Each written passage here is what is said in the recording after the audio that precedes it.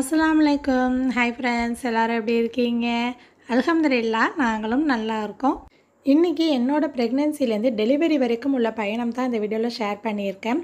நம்மளுடைய அம்மா பாட்டிகிட்டலாம் போய் அவங்களுக்கு குழந்த பிறந்த அந்த நாளை பற்றி கேட்டால் இப்போ வரைக்கும் கூட எதுவுமே மறக்காமல் எல்லாத்தையும் ஞாபகம் வச்சு சொல்லுவாங்க. அந்த அளவுக்கு ஒரு பொண்ணுக்கு டெலிவரிங்கிறது மறக்க முடியாத நாள் இல்லையா? ஸோ நான் இதை ஏன் சோசியல் மீடியாவில் ஷேர் பண்ணுறேன் அப்படிங்கிறதும் வீடியோ போக போக உங்களுக்கே தெரியும். அதே மாதிரி வீடியோக்கும் நான் பேசுகிறதுக்கும் ஒரு சில இடத்துல சிங்க் இல்லாமல் தான் இருக்கும். ஸோ இன்ட்ரெஸ்ட் இருக்கிறவங்க வீடியோ கண்டினியூவாக பாருங்கள், இல்லைனா ஸ்கிப் பண்ணிடுங்க. எங்களோட ப்ரெக்னென்சி 3rd ப்ரெக்னென்சி. எனக்கு ஏற்கனவே 2 பசங்க இருக்கிறாங்க. 3வது பேபி அன்எக்ஸ்பெக்டட் தான், எதிர்பார்க்கலை. ப்ரெக்னென்ட்டுன்னு தெரிஞ்சு ஒரு வாரம் வரைக்குமே ஒரு கன்ஃபியூஷனில், பயம், பதட்டம், ஏன்னா மென்டலாகவும் ஃபிசிக்கலாகவும் நம்ம ரெடியாக இல்லைங்கும்போது ஸோ இதை எப்படி அக்செப்ட் பண்ணுறது, ஒரு ஷாக்கிங் சர்ப்ரைஸாகவே இருந்துச்சு. ஃபஸ்ட்டு செக்கப்லாம் போயிட்டு வந்ததுக்கப்புறமும் அதே மைண்ட் செட்டில் தான் இருந்தேன். ஸ்கேன் பண்ணுறதுக்காக ஒரு நாள் வர சொல்லியிருந்தாங்க. அப்போ போகும்போது ஸ்கேன் பண்ணிகிட்டே இருந்தாங்களா, ஸோ அந்த ஹார்ட் பீட் போட்டு காட்டுவாங்கள்ல, ஸோ அதை கேட்கும்போது முதல் குழந்தைக்கு எப்படி ஒரு சந்தோஷம் இருந்துச்சோ அதே மாதிரி தான் அன்றைக்கி நான் ஃபீல் பண்ணேன். நம்ம குழந்தைப்பா, இறைவன் நமக்காக கொடுத்துருக்கான், இனிமேல் எதுவும் யோசிக்கக்கூடாது அப்படின்னு சொல்லிட்டு ஃபஸ்ட்டு நான் ஸ்ட்ராங் ஆகிட்டேன். 5 மாதம் வரைக்குமே நார்மலாக நல்லா தான் போயிட்டு இருந்துச்சு. 6வது மாதம் ப்ரெஷர் லோவாச்சு. அந்த டைமில் சின்ன பயம் என்னென்னா, தனியாக இருக்கும்போது மயக்கம் வந்தால் என்ன செய்கிறது அப்படின்னு தான் பயந்துட்டுருப்பேன். 1 மாதம் வரைக்கும் அப்பப்போ மயக்கமாக தான் இருந்துச்சு. அதையும் தாண்டி சமாளித்து வந்துட்டேன். நாங்கள் அந்தமானில் இருக்கும்போதே டெலிவரிக்கு அந்தமான்லேயே பார்த்துக்கலாம் அப்படின்னு தான் பிளான் பண்ணியிருந்தோம். ஆனால் 7வது மாதம் கிட்டலாம் பார்த்திங்கன்னா ரொம்ப வீக்னஸ் அதிகமாகிருச்சு. ஒரு வேளை 3rd ப்ரெக்னென்சிங்கிறதுனால என்னன்னு தெரியல, எனக்கு ஃபஸ்ட்டு 2 ப்ரெக்னென்சிக்குமே இல்லாத அளவுக்கு பார்த்திங்கன்னா வீக்னஸ் இருந்துச்சு. கிச்சனில் கூட நின்று ரொம்ப நேரம் எந்த வேலையும் பார்க்க முடியாது. கொஞ்சம் நேரம் பார்த்தேன் அப்படின்னா அப்படியே போட்டபடி வச்சுட்டு போய் படுத்துருவேன். ஸோ வேலை அப்படின்னு இல்லை, சும்மா கூட ரொம்ப நேரம் நிற்கிறது நடக்கிறதெல்லாம் கூட எனக்கு கஷ்டமாக இருந்த மாதிரி இருந்துச்சு. அதுக்கப்புறம் இல்லைப்பா, அந்த மாதிரிலாம் சரியாக வராது, நம்ம ஊருக்கே போயிடலாம், ஏன்னா சொந்த ஊர்னால் அது ஒரு சேஃபாக இருக்கும்ல. அப்படி தான் 7வது மாதம் முடிவில் ஊருக்கு வந்தது. ஊருக்கு வந்தோம் 1 மாதம் கிட்டத்தட்ட நல்லா தான் போயிட்டு இருந்துச்சு. நல்லா இருந்தேன், நல்லா சாப்பிட்டுக்கிட்டு அப்படியே ரெஸ்ட்டாக தான் இருந்தேன். அதிகமாக எந்த வேலையெல்லாம் பார்க்கலன்னு சொல்கிறத விட பார்க்க முடியல, அதுதான் உண்மை. பூவா தான் எல்லா வேலையும் பார்த்துட்டு இருந்தாங்க, நான் உட்காந்து சாப்பிட்டுட்டு இருந்தேன். எல்லாமே நல்லா போயிட்டுருக்கும்போது திடீர்னு ஒரு நாள் பார்த்திங்கன்னா ஹெவி ஃபீவர் வந்துடுச்சு. ஃபுல்லாக அந்த உடம்பு வலி நைட்டு ஃபுல் வாமிட் எடுத்துக்கிட்டே இருந்தேன். சரி, மறுநாள் செக்கப் போய் பார்க்கலாம் அப்படிங்கும்போது அங்கே டெஸ்ட்டு பண்ணி பார்த்துட்டு டைஃபாய்டு இருக்குது அப்படின்னு சொல்லிட்டாங்க. அப்போது எனக்கு 8 மாதம், சரியாக 8 மாதம் பாதியில் இருக்கிறேன். 2 நாளைக்கு ஒரு தடவை ஹாஸ்பிட்டல் ட்ரிப்ஸ் போட்டுக்க சொன்னாங்க. அதே மாதிரி ஒரு வாரத்துக்கு பார்த்திங்கன்னா நரம்புலேயே ஊசி போடுற மாதிரி எழுதி கொடுத்துருந்தாங்க. அதுக்கு வென்ஃபார்ம் கையிலேயே இருக்கட்டும் அப்படின்னு சொல்லியிருந்தாங்க. ரொம்ப கஷ்டமாக இருந்துச்சு நம்மளுடைய வேலையை பார்க்குறதுக்கே, ஏன்னா தூங்குறதும் ரொம்ப கஷ்டமாக இருந்துச்சு. கையில் ஊசி இருந்துக்கிட்டே இருக்குது இல்லையா? இப்போ காலையில் 8 மணிக்கு ஊசி போடுறாங்க அப்படின்னா திருப்பி அதே மாதிரி நைட்டு 12 மணி நேரம் கழித்து மறுபடியும் இன்ஜெக்ஷன் போடணும். டைஃபாய்டு நமக்கும் கம்மியாகணும், அதே மாதிரி பேபிக்கும் எந்த பாதிப்பும் இருக்கக்கூடாதுங்கிறதுக்காக இன்ஜெக்ஷன் கொடுத்துருந்தாங்க. நான் அங்கேயே கேட்டு தான் வாங்கிட்டு வந்தேன், இந்த இன்ஜெக்ஷன்லாம் மருந்துலாம் எதுக்கு கொடுத்துருக்கீங்க அப்படின்னு சொல்லிட்டு. அப்போது சிஸ்டர் சொன்னாங்க, இன்கேஸ் டெலிவரி ஆகிற மாதிரி இருந்தால் பிள்ளைக்கு மூச்சு திணறல் வராமல் இருக்கணுங்கிறதுக்காக ஒரு இன்ஜெக்ஷன் கொடுத்துருக்காங்க, அதையும் போட்டுக்கோங்க அப்படின்னு சொல்லியிருந்தாங்களா. அப்போவே எனக்கு ஒரு பயம்.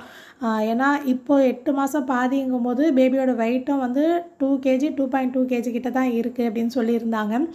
இந்த டைமில் டெலிவரி ஆச்சு அப்படின்னா ப்ரீ மெச்சூர் பேபியாக இருக்கோமே, ரொம்ப கேர் பண்ணி பார்த்துக்கணும் அப்படிங்கிற ஒரு பயம், பேபிக்கு எந்த பாதிப்பும் ஆயிடக்கூடாதுங்கிற ஒரு பதட்டம், ஒரு மாதிரி ஒரு மிக்சட் எமோஷனலாக இருந்துச்சு. அந்த டைமில் கூட நான் வீடியோ வ்ளாக்லாம் சேனலில் போட்டிருப்பேன். ஆனால் எந்த இடத்துலையுமே எனக்கு டைஃபாய்டு வந்த மாதிரி, இந்த மாதிரி நான் ட்ரீட்மெண்ட் எடுத்துகிட்ருக்கேன்னு சொல்லவும் மாட்டேன், நான் காட்டியிருக்கவும் மாட்டேன். ஏன்னா நான் ப்ரெக்னென்ட்டுன்னு தெரிஞ்சதுக்கப்புறம் ஒரு சில ப்ரெக்னெண்ட்டாக இருக்கிறவங்களும் என்னை ஃபாலோ பண்ணிகிட்டு இருந்தாங்க. நிறைய பேர் மெசேஜ் கமெண்ட்லாம் பண்ணிகிட்டு இருந்தாங்களா, அவங்களுக்கெல்லாம் இந்த வீடியோ பார்க்கும்போது ஒரு நெகட்டிவான ஒரு ஃபீலாக, ஒரு பயம் வர மாதிரி தோணுமேன்னு எனக்கு தோணுச்சு. அதனால தான் நான் எந்த இடத்துலையுமே வீடியோவில் சொல்லவே இல்லை. எனக்கு அந்த பக்ரீத் வ்ளாக்லாம் நான் போட்டிருப்பேன் பாருங்கள், அப்போல்லாம் எனக்கு 5வது நாள் டைஃபாய்டு. எதுவுமே நான் நான்வெஜ்ஜே கிட்டத்தட்ட பார்த்திங்கன்னா 25 நாள் சாப்பிடாமையே தான் இருந்தேன். அதுக்கு பதில் சிறுதானியம், இந்த மாதிரி ஹெல்த்தியான காய்கறி, கீரை, இந்த மாதிரி தான் கொஞ்சம் கொஞ்சமாக தயிர், மோர்லாம் அதிகமாக சேர்த்துக்கிட்டு இருந்தேன். அந்த நேரம் தான் கறி மீன்லாம் வாய்க்கு ருசியாக சாப்பிட்ணும் அப்படின்னு தோணுச்சு. கிட்டத்தட்ட 25 நாள் பத்திய சாப்பாடு. ஒரு வாரம் பார்த்தீங்கன்னா 28 நரம்பூசி. அந்த டைமில் ரொம்ப வீக்னஸாக இருந்துச்சு உடம்பு. அதையும் கடந்து டெஸ்ட் பண்ணி பார்க்கும்போது அல்ஹம்துலில்லாஹ் டைஃபாய்டு வந்து நெகட்டிவ் அப்படின்னு வந்துருந்துச்சு. அப்போ தான் பெருமூச்சே விடுற மாதிரி இருந்துச்சு. ப்ரெக்னெண்ட்டாக இருக்கும்போது நார்மலாக ஒரு ஜுரம், ஒரு சளி பிடிச்சிச்சு அப்படின்னாலே பேபிக்கும் வந்து சளி பிடிக்குமோ, ஏதாவது பாதிக்குமோன்னு ஒரு பயம் இருக்கும்ல. ஸோ டைஃபாய்டுலாம் சொல்லும்போது எனக்கு அது ஒரு மாதிரியான ஃபீலாக இருந்துச்சு. எப்படியாவது வந்து கடந்து வந்துடணும் அப்படின்னு சொல்லிட்டு அல்ஹம்துலில்லாஹ் நெகட்டிவ் அப்படின்னு சொல்லிட்டு ரிசல்ட் வந்துச்சு. அதுக்கப்புறம் 1 வீக் கழிச்சு தான் நாங்கள் வந்து செக்கப் போனோம். அப்போ தான் வந்து ஹஸ்பண்ட் வந்திருந்தாங்க. இன்றைக்கி வந்து பார்த்திங்கன்னா சரியாக ஜூலை 10 நாங்கள் போகும்போது. எனக்கு வந்து டியூ டேட் வந்து என்றைக்கின்னா ஜூலை 28 தான் டியூ டேட் கொடுத்துருந்தாங்க. அதுக்கு முன்னாடி ஒரு வாரத்துக்கு முன்னாடி வந்துருங்க அப்படின்னு சொல்லியிருந்தாங்க. இப்போ டைஃபாய்டு வந்திருந்ததுனால ஜூலை 10ஆம் தேதி ஒரு தடவை வாங்க செக்கப் பண்ணி பார்த்துக்கலாம் அப்படின்னு சொன்னதுனால அன்றைக்கி போயிருந்தோம். எனக்கு வந்து ஏற்கனவே சிசேரியன் தான். நிறைய பேர் கேட்டிருந்தீங்க சிசேரியனா நார்மலா சிஸ்டர் அப்படின்னு. ஃபஸ்ட்டு 2 பேபியுமே வந்து சிசேரியன் தான். அந்தமான்ல நாங்கள் போய் செக்கப்புக்கு காட்டும்போது உள்ள ஃபஸ்ட் டைம் போகும்போதே சொல்லிட்டாங்க இந்த பேபியும் சிசேரியன் தான் பண்ணுவோம் அப்படின்னு. நான் செகண்ட் பேபிக்கு வந்து கேட்டு பார்த்துருந்தேன் நார்மல் பார்ப்பாங்களா அப்படின்னு. அந்த டைமில் நாங்கள் போகும்போது இல்லை சான்ஸே இல்லைன்னு சொல்லிட்டாங்க. ஆனால் இப்போலாம் வந்து பார்த்திங்கன்னா ஃபஸ்ட்டு சிசேரியனாக இருந்தாலும் செகண்டுக்கு வந்து நார்மல் நிறைய பேர் ட்ரை பண்ணுறாங்க. இப்போ நாங்கள் காட்டுற டாக்டர் கூட சொன்னாங்க நீங்கள் செகண்ட் பேபினா கூட நான் ட்ரை பண்ணியிருப்பேன். ஆனால் தேர்ட் பேபிங்கும்போது கொஞ்சம் ரிஸ்க் எடுக்கிற மாதிரி இல்லை வேணாம் அப்படின்னு சொல்லிட்டாங்க. ஏன்னா இப்போ நாங்கள் காட்டின டாக்டர் வந்து எனக்கு ஃபஸ்ட்டு டெலிவரிக்கு பார்த்தவங்க கிடையாது. இதுதான் ஃபஸ்ட் டைமாக நாங்கள் இவங்கள்ட்ட போயிருந்தோம். நாங்கள் இந்த செக்கப்புக்கு போயிருக்கும்போது தான் அவங்கள்ட்ட கேட்டேன் நார்மல் ட்ரை பண்ணுவீங்களா அப்படின்னு. அதுக்கு முன்னாடியே பார்த்திங்கன்னா நான் 2 இஷ்யூ வந்து அவங்கள்ட்ட சொன்னேன். ஒன்று வந்து எனக்கு அப்பப்போ கொஞ்சம் வலி வந்துச்சு. அதே மாதிரி அடி வயிறுமே வந்து கனக்க ஆரம்பிச்சிருச்சு. அதாவது 1 அடி 2 அடி நடந்தால் கூட நடக்க கூட கஷ்டப்படுற மாதிரி வலிக்கிற மாதிரி இருந்துச்சு. அந்த வலி வந்து பார்த்திங்கன்னா ஏற்கனவே எனக்கு தையல் போட்டிருந்தாங்க இல்லையா, அந்த இடத்துல தான் வலிக்கிற மாதிரி எனக்கு தோணுச்சு. நான் அவங்கக்கிட்ட சொன்னேன். அர்ஷான் பிறந்து 5 வருஷம் ஆயிருச்சு. தையலில் வலியா இல்லை உள்ளுக்குள்ளே அந்த இடத்துல வலியாங்கிறது எனக்கு சரியாக தெரியல. நான் சொல்லும்போது அவங்க தையல் கிட்ட வலிக்குதுன்னு சொல்கிறீங்க, தையலும் தின்னாக இருக்குது, அதனால் ரிஸ்க் எடுக்க வேணாம் அப்படின்னு சொல்லிட்டாங்க. அன்றைக்கி ஸ்கேன் பண்ணி பார்த்துட்டு பேபி நல்லா இருக்குது அப்படின்னு சொல்லிட்டு 37 வாரம் 2 நாள் ஆகிருக்கு. பேபியோட வெயிட்டுமே வந்து நார்மலாக தான் இருக்குது. 38 வாரம் கம்ப்ளீட் ஆயிடுச்சு அப்படின்னா எப்போ வேணுமோ பிரசவ வலி வரலாம். வலி வர்றதுக்கு முன்னாடியே வந்து அட்மிட் ஆயிருங்க அப்படின்னு தான் அன்றைக்கி சொல்லியிருந்தாங்க. இந்த குழந்தைக்காவது நார்மல் டெலிவரி எப்படி இருக்கும், அதோட பெயின் எப்படி இருக்கும் அப்படின்னு தெரிஞ்சுக்கணும்னு நினச்சேன். ஆனால் ரிஸ்க் எடுக்கிற மாதிரி வேணாம் அப்படின்னு சொல்லிட்டாங்க. ஸோ நீங்களே 1 வீக்குள்ளே டேட் பார்த்துட்டு வந்து அட்மிட் ஆயிருங்க, ஃபோன் பண்ணி சொன்னீங்கன்னா போதும் அப்படின்னு சொன்னாங்க. நாங்கள் நினச்சது ஜூலை 20 கிட்ட ஆகும் அப்படின்னு சொல்லிட்டு தான் நினச்சிட்டு இருந்தோம். அன்றைக்கி சடனாக வந்து 1 வீக்கில் வந்து அட்மிட் ஆக சொல்லிட்டாங்களா. அவங்க சொல்லும் போதே வந்து என் 2 பசங்களுக்கும் அவ்வளோ குஷி. பாப்பா பிறக்க போகுது, பேபி பிறக்க போகுது, பார்க்க போகிறோம் அப்படிங்கிற மாதிரி குஷி ஆகிட்டாங்க. இதுக்கப்புறம் டெலிவரி தான் அப்படின்னு தெரிஞ்சிருச்சா, எல்லோரும் ஒன்றா சேர்ந்து வெளியில் போகிறதுலாம் இனிமேல் கொஞ்சம் டைம் எடுக்குங்கிறதுனால அன்றைக்கே வந்து ஹோட்டலில் எல்லோரும் ஒன்றா சேர்ந்து சாப்பிட்டுட்டு தான் நாங்கள் ஊருக்கு கிளம்பி வந்தோம். என்னோடய விலாகில் கூட நான் காட்டியிருப்பேன். அதோட அன்னிலேருந்து வீட்டில் இருக்கிற பெரியவங்கள்ட்டையும் பேசிவிட்டு நாங்களும் டிஸ்கஸ் பண்ணிவிட்டு ஜூலை 16ஆம் தேதி நாங்கள் ஹாஸ்பிட்டலில் இன்ஃபார்ம் பண்ணிட்டோம். அவங்க வந்து ஜூலை 15ஆம் தேதி நைட்டு 10 மணிக்கு வந்து அட்மிட் ஆயிருங்க, உங்களுக்கு ஜூலை 16 காலையில் 6 மணிக்கு சிசேரியன் அப்படின்னு சொல்லியிருந்தாங்க. ஜூன் 16 வந்து ஹஸ்பண்ட் பர்த்டே. ஸோ அதனால் அந்த டேட் வந்து ஒன்றா இருக்கட்டும் அப்படிங்கிறதுனால ஜூலை 16 வந்து நாங்கள் சொன்னது. இதுக்கு முன்னாடி போட்டிருந்த வீடியோவில் வந்து நான் டெலிவரிக்கு ஹாஸ்பிட்டலுக்கு என்ன மாதிரி திங்ஸ்லாம் கொண்டுட்டு போகணும் அப்படின்னு சொல்லி டீட்டெயிலாக சொல்லியிருப்பேன். அதோட லிங்க் வந்து டிஸ்கிரிப்ஷனில் கொடுக்குறேன், செக் பண்ணி பாருங்கள். அதை தாண்டி பார்த்தீங்கன்னா கொஞ்சம் எக்ஸ்ட்ரா திங்ஸ் தான் அன்றைக்கி எடுத்துகிட்டு போயிருந்தோம். கார்லேயே வச்சுருப்போம், அங்கே ரூம் வந்து எப்படி கிடைக்கிதுன்னு பார்த்துக்கிட்டு தேவையானதை எடுத்துக்கலாம் அப்படின்னு சொல்லிட்டு எடுத்து வச்சாச்சு. ஏன்னா எங்கள் ஊர்லேருந்து தஞ்சாவூர் பக்கம் வந்து ஒரு 40 நிமிஷம் கிட்டத்தட்ட போகிற மாதிரி இருக்கும். சும்மா வந்து எல்லாத்தையும் எடுத்துகிட்டு போக முடியாது இல்லையா, அதனால் வந்து எல்லாத்தையுமே எடுத்துகிட்டே போயிடலாம் அப்படின்னு சொல்லி எடுத்து வச்சுருந்தோம். இன்ஷா அல்லா, அல்லாஹ் நாடினா நாளைக்கு இந்த நேரம் பிள்ளை கையில் இருக்கும். அதை தாண்டி வந்து பேபி மூமெண்ட்ஸ் வந்து இதுக்கப்புறம் மிஸ் பண்ணுவேன். நான் அதை தான் யோசிச்சுட்டே இருந்தேன். அந்த ஒவ்வொரு தடவை உதைக்கும் போது இது கையாக இருக்குமா, காலாக இருக்குமா, இது தலையா அப்படின்னு யோசிக்கிறது எல்லாம் இனிமேல் மிஸ் பண்ணுற மாதிரி இருக்கும்.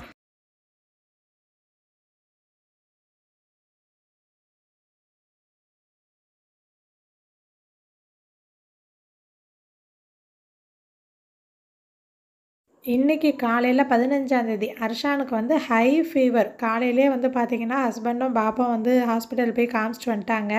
உள்ளுக்குள்ளேயே நினச்சிட்ருப்பானா என்னமோ தெரியல, ஏக்கம் அப்படின்னு சொல்லுவாங்கள்ல. ஸோ அந்த மாதிரி தான் அவனுக்கு திடீர்னு ஜுரம் வந்துருச்சு. ஆசிர் வந்து கொஞ்சம் பெரிய பிள்ளை அப்படிங்கிறதுனால எல்லாத்தையும் புரிஞ்சுக்கிட்டான், கொஞ்சம் பொறுப்பாக இருந்துக்கிட்டான்.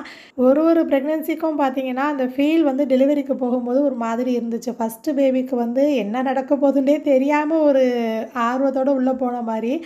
ஆனால் அப்போ கூட நான் இவ்வளோலாம் பயப்படல. நான் வந்து நல்லா ஸ்ட்ராங்கா இருப்பேன்.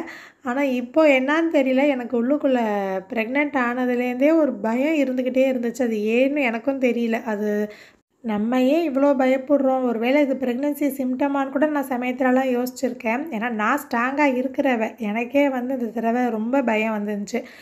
பசங்களை பற்றி தான் நான் ரொம்ப கவலைப்பட்டது. நான் ஆப்ரேஷன் தியேட்டர் உள்ளே போகிற வரைக்குமே நான் அதை தான் சொல்லிட்டு போனேன். பிள்ளைங்கள பார்த்துக்கோங்க, பார்த்துக்கோங்க, பார்த்துக்கோங்க. இதை தான் திரும்ப திரும்ப சொல்லிக்கிட்டே போனேன். வீட்லேயே கொஞ்சம் ஃபோட்டோஸ்லாம் எல்லாம் எடுத்துக்கிட்டு அதுக்கப்புறம் தான் நாங்கள் கிளம்புனோம். முதல்ல 2 டெலிவரிக்கும் பார்த்தீங்கன்னா, பிள்ளை பிறந்ததுக்கப்புறம் ஃபோட்டோஸ், வீடியோஸ்லாம் வந்து பிள்ளைய தான் எடுப்போம். ஹாஸ்பிட்டல் இந்த மாதிரி போனது, இருந்ததெல்லாம் எதுவுமே வீடியோ, ஃபோட்டோலாம் இல்லையா. ஆசிர் வந்து கேட்டுக்கிட்டே இருப்பான். அவன் எந்த ஹாஸ்பிட்டலில் பிறந்தான், அப்போ எப்படி இருந்துச்சு, அதை பற்றிலாம் எனக்கு சொல்லு அப்படின்னு சொல்லி அடிக்கடி கேட்டுக்கிட்டே இருப்பான். நம்ம சொல்லிக்கிட்டே இருக்கிறது. அதே மாதிரி தான் அர்ஷானுக்கும் சொல்கிறது. ஸோ இந்த தடவை தான் வீடியோ எடுக்கணும் அப்படின்ட்டே நான் ஒன்று ஒன்றா எடுத்துகிட்டு இருந்தேன். ஒருவேளை யூடியூபராக இல்லாமல் இருந்திருந்தா இந்த அளவுக்கு டீட்டெயிலாக எடுத்திருப்பேனான்னு தெரியாது. கொஞ்சம் கொஞ்சம் ஆனால் எடுத்திருப்பேன் கண்டிப்பாக. அதோட பெரிய ரூமாக தான் கேட்டிருந்தோம். ஏன்னா பசங்களாம் இருக்கிறாங்க அப்படிங்கும்போது கொஞ்சம் இடம் வசதியாக இருந்தால் நல்லா இருக்குமே அப்படின்னு. 2 ரூம் தான் இருக்குது அப்படின்னு சொல்லியிருந்தாங்க. ஃபஸ்ட்டு பார்த்ததை விட இந்த ரூம் வந்து நல்லா பெருசாக இட வசதியாக இருந்துச்சு. பால்கனி வந்து நல்லா பெருசாக இருந்துச்சு. பசங்களுக்குமே வந்து பார்த்த உடனேயே ஏதோ பிக்னிக்கு, டூர்லாம் வந்த மாதிரி குஷி ஆகிட்டாங்க. நம்ம இங்கேயே இருக்கலாம், இங்கேயே இருக்கலாம், இதுதான் நல்லா இருக்குன்னு சொல்லிட்டு 2 பேருக்குமே அவ்வளோ சந்தோஷம். ஆப்ரேஷன் பண்ணதுக்கப்புறம் நம்ம எங்கே இதெல்லாம் வீடியோ எடுக்க முடியும் அப்படின்னு சொல்லிட்டு எல்லாத்தையுமே ஒரு ரவுண்ட் வந்து எடுத்துகிட்டு இருந்தேன். பால்கனி வந்து இருட்டாக இருக்குது, நல்லா பெருசாக இருந்துச்சு. பகலில் வந்து நான் ஆசிரியர் எடுக்க சொல்லிவிட்டு உங்களுக்கு காட்டுறேன். காலையில் 5 மணிக்கு வந்து ரெடியாக இருக்க சொன்னாங்க என்ன. அதுக்குள்ளே ஒரு சில ப்ரொசீஜர், ஃபார்மாலிட்டிஸ்லாம் முடிச்சுட்டு சைன்லாம் வாங்கியிருந்தாங்க. நாங்கள் வந்து தூங்கவே இல்லை. நான் தூங்கலை, என்னோட சேர்ந்து இவங்களும் தூங்கவே இல்லை. நான் சீரியஸாக ஒன்று பேசிகிட்ருக்கேன். இவங்க என்னை வந்து ரிலாக்ஸ் பண்ணுற மாதிரி வம்பு வளர்த்துக்கிட்டு ஜாலியாக அந்த மாதிரியே பேசிகிட்டு இருந்தாங்க. பசங்களை கொஞ்சம் நேரம் தூங்க சொல்லியிருந்தோம். அவங்களும் பார்த்திங்கன்னா ஒரு 4, 4:30 மணி போலயே எழுந்திரிச்சிட்டாங்க. நிறைய ஷார்ட்ஸ், ரீல்ஸ்லாம் நான் பார்த்துருக்கேன். பிள்ளை பிறந்ததுக்கப்புறம் வெளியில் கொண்டுட்டு வந்து கொடுப்பாங்க இல்லையா, அப்போ எல்லாருக்கும் இருக்கிற அந்த ஹாப்பினஸ்லாம் எனக்கு பார்க்கும்போது ரொம்ப எமோஷ்னலாக இருக்கும். அதுக்கு தகுந்த மாதிரி சாங் வேறு போட்டிருப்பாங்க. நான் வீடியோவில் ஷேர் பண்ணுறனோ இல்லையோ, நான் பார்க்கணும் அப்படின்னு சொல்லி ஆசைப்பட்டு ஆசையிட்ட வெளியில் பேபியை கொண்டுட்டு வரும்போது வீடியோ எடு, கிளாரிட்டி இல்லைனாலும் பரவாயில்ல, ஷேக் ஆனாலும் பரவாயில்ல, எடுத்து வைமான்னு சொல்லியிருந்தேன். ஆனால் வந்து அந்த டைமில் அவனால் வந்து எடுக்க முடியல. அவனும் சின்ன பிள்ளை தான் இல்லையா. என்னோட 2 பசங்களை பார்த்துக்கிட்டு அவங்கள நினச்சிக்கிட்டே போனதுனாலே என்னமோ தெரியல, அன்னைக்கு தான் நான் ஃபீல் பண்ணேன். நார்மலாக இருந்தாலும் சரி, சிசேரியனாக இருந்தாலும் பிரசவங்கிறது ஒவ்வொரு பொண்ணுக்கும் மறுபிறவிங்கிறத நான் தியேட்டர் உள்ளே போன மாதிரியே திரும்பி நல்லபடியாக வந்துடணும் அப்படின்னு தான் துவா செஞ்சுக்கிட்டே போனேன். வெளியில் வெயிட் பண்ணுறவங்களுக்கும் சரி, உள்ளே போகிற நமக்கும் ஒரே மாதிரி ஃபீல், அந்த எமோஷன் வந்து இருக்கும். தியேட்டர் வாசலில் 10 நிமிஷத்தில் பயம், பதட்டம், சந்தோஷம், ஏக்கம், இந்த மாதிரி எல்லா விதமான எமோஷன்லையும் நம்மளால் பார்க்க முடியும். ஆப்ரேஷன் பண்ணும்போது 3 பிள்ளைக்குமே சரி, நான் பிள்ளையை தூக்கி காட்டுற வரைக்கும் கண்ணை திறந்து பார்த்துக்கிட்டே தான் இருப்பேன், மூட மாட்டேன். சிசேரியனாக இருந்தாலும் சரி, நார்மலாக இருந்தாலும் சரி, அந்த ஒரு செகண்ட் பிள்ளையை தூக்கி காட்டுவாங்க பாருங்கள், அந்த நேரம் எல்லாமே மறந்துடும். இதுக்கு முன்னாடி பட்ட கஷ்டமாக இருக்கட்டும், இதுக்கப்புறம் என்னன்னு எதுவுமே வந்து யோசனை வராது. அல்ஹம்துலில்லாஹ் 6:10க்கு குட்டி பையன் பிறந்தான். அந்த நேரமே டாக்டர் சொன்னாங்க, பெண் குழந்தை எதிர்பார்த்துருப்பீங்க, ஏற்கனவே 2 பசங்க இருக்கிறதுனால பையன்தான் பிறந்திருக்கான் அப்படின்னு சொல்லியிருந்தாங்க. நான் கேட்ட முதல் கேள்வி, பிள்ளை நல்லா இருக்கானா, ஹெல்த்தியாக இருக்கிறானா அப்படின்னு தான் கேட்டேன். நல்லா இருக்கான், வெயிட்டும் நார்மலாக இருக்குது அப்படின்னு சொல்லியிருந்தாங்க. இந்த குழந்தைக்கு வந்து இன்னொரு விஷயமும் எனக்கு புதுசாக ஃபீல் பண்ணேன். என்னென்னா, பிள்ளை பிறந்ததுக்கப்புறம் நல்லா சத்தமாக அழுதுகிட்டே இருப்பாங்களா, ஒரு நிமிஷம் வந்து நம்மக்கிட்ட காட்டுவாங்க, பிள்ளையை பாருங்கள் அப்படின்னு சொல்லிட்டு. அந்த மாதிரி காட்டும்போது அவ்வளோ அழுதுகிட்டே இருந்தான். அழுதவன் சட்டுன்னு அந்த ஒரு நிமிஷம் ஃபுல்லாக வந்து என் முகத்தோட முகம் வச்சுருக்கும் போது அழுகவே இல்லை. அப்படியே அந்த ஒரு நிமிஷம் பூரா வந்து அழுக நின்றுச்சு. அது வந்து நான் ஃபஸ்ட் டைமாக இந்த குழந்தைக்கு தான் ஃபீல் பண்ணேன். நான் விரலால் ஃபஸ்ட்டு கன்னத்தை தான் தொட்டு பார்த்தேன். அந்த நேரம் வந்து எல்லாமே பட்ட கஷ்டத்துலேருந்து எல்லாம் மறந்துருச்சு.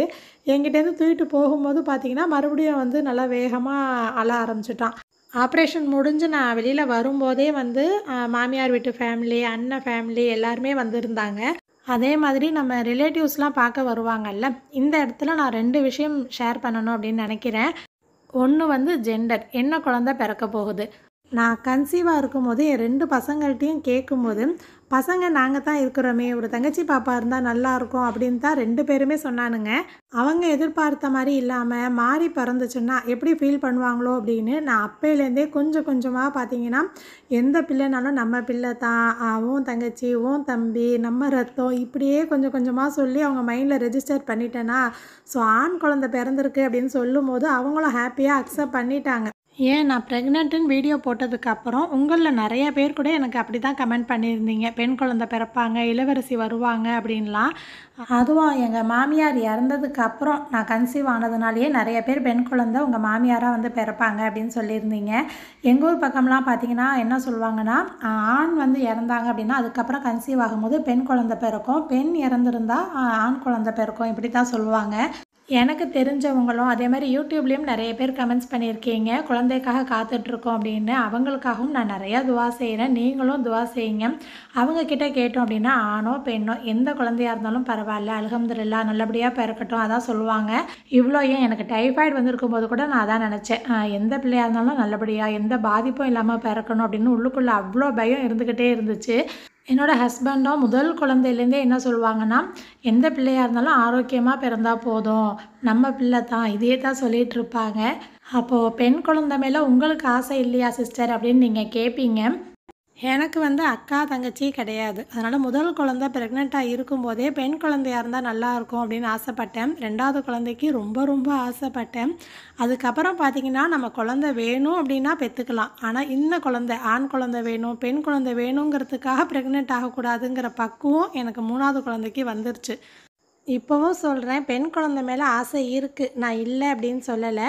ஆனால் பிறந்திருக்கிற குழந்தை ஆண் குழந்தையா போயிடுச்சே அப்படின்னு நான் ஃபீல் பண்ணலை. ஏன்னா நான் போஸ்ட் போட்டிருந்தேன் இல்லையா, அந்த மாதிரி பேபி பிறந்திருக்கு, பாய் பேபி அப்படின்னு.